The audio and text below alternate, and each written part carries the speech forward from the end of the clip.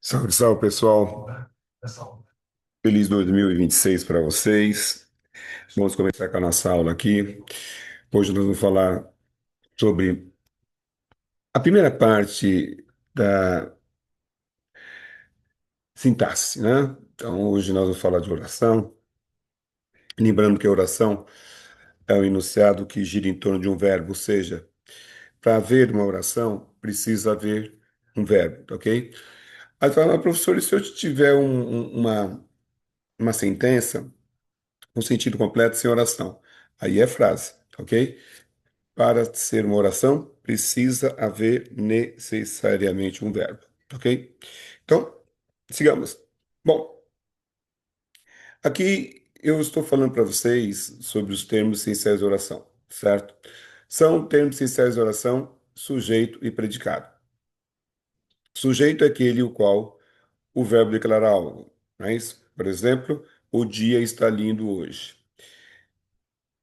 Observe, deixa eu só estourar aqui para ficar bem melhor para vocês. Vamos ver se melhorou. Vai? Foi. Que bom.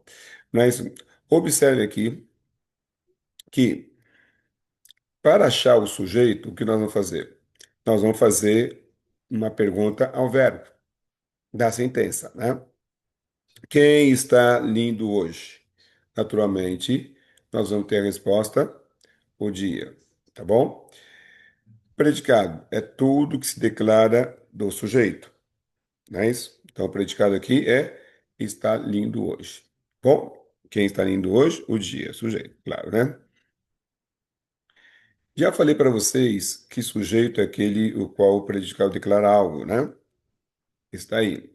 Eu acho que está bem claro, e se tiver alguma divergência, se tiver alguma dúvida, nos consultem, certo?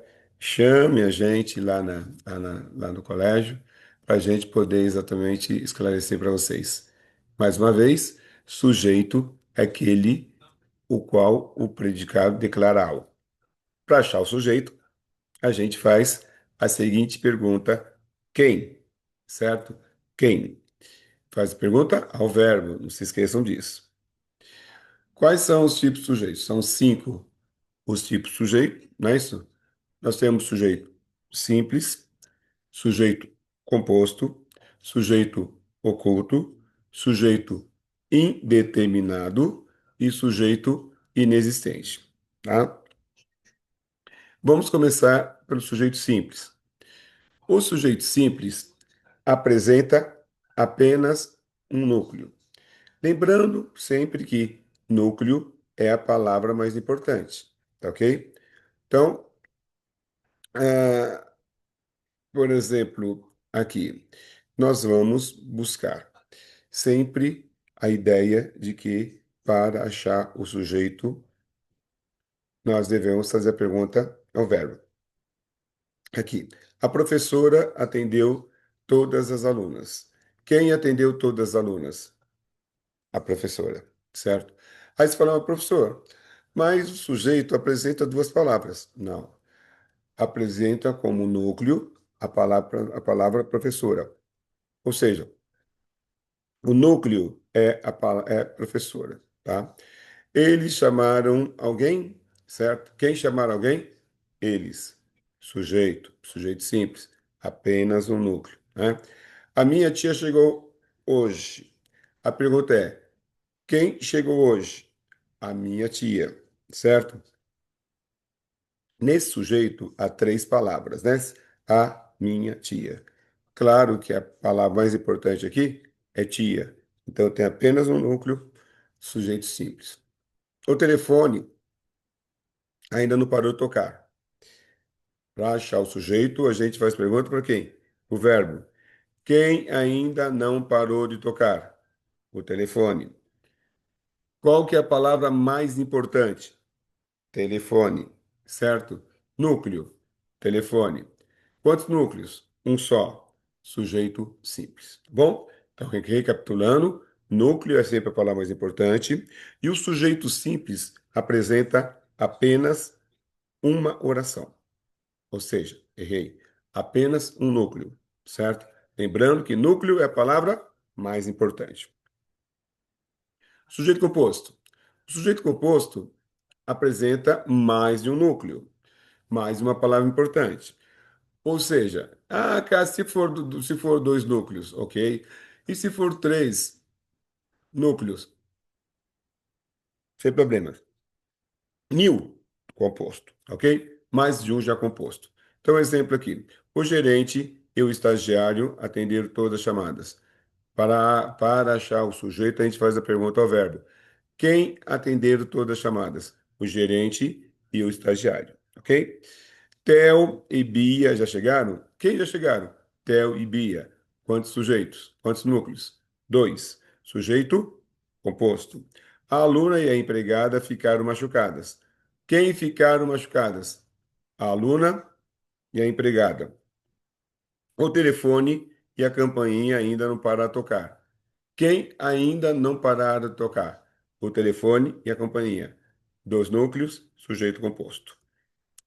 Sujeito oculto. O sujeito oculto ele não está explícito na oração. Ele não vem expresso na oração. Entretanto, nós podemos achá-lo por meio do verbo. Corri mais que pude, mas não cansei. Quem corri mais que pude? Eu, certo? Sujeito oculto. Estamos estudando alemão por motivos profissionais. Quem estamos estudando alemão? Nós. Meus amores, esperem por mim aqui. Quem esperem? Vocês, né? Vocês esperem por mim aqui.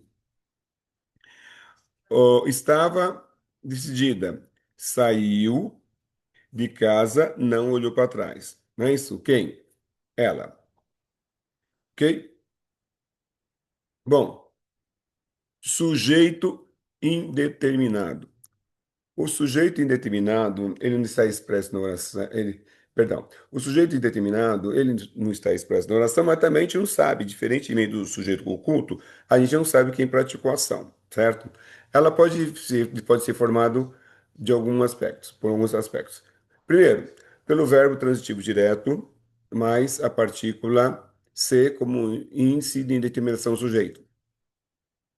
Segundo caso, pode ser também pelo verbo transitivo indireto, mais a partícula ser como índice de indeterminação do sujeito.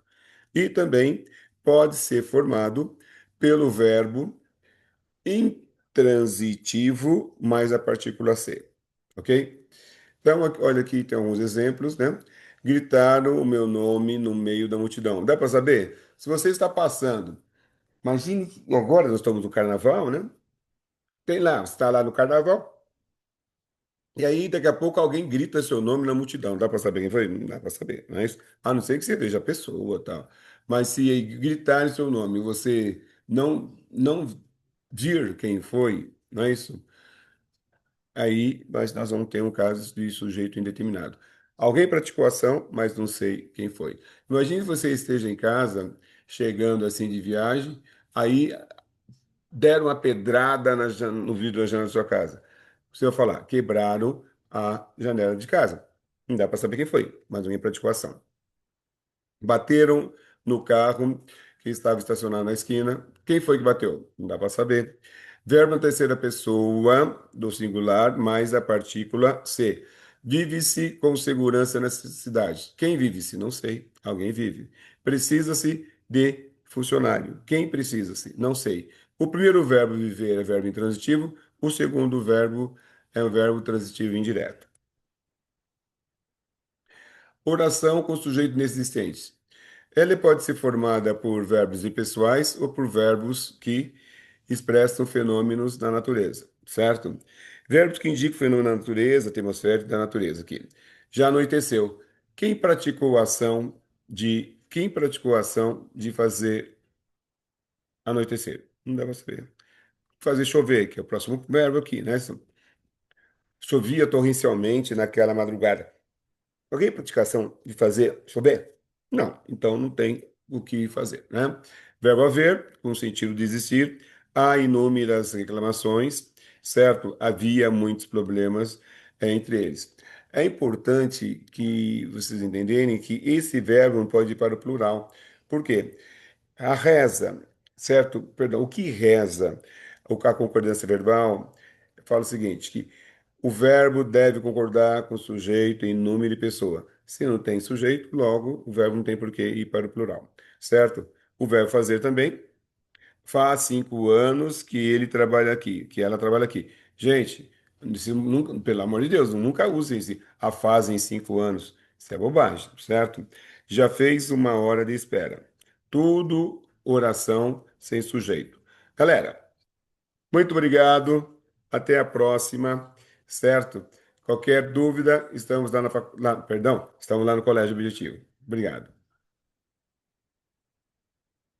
Chama a gente lá no colégio.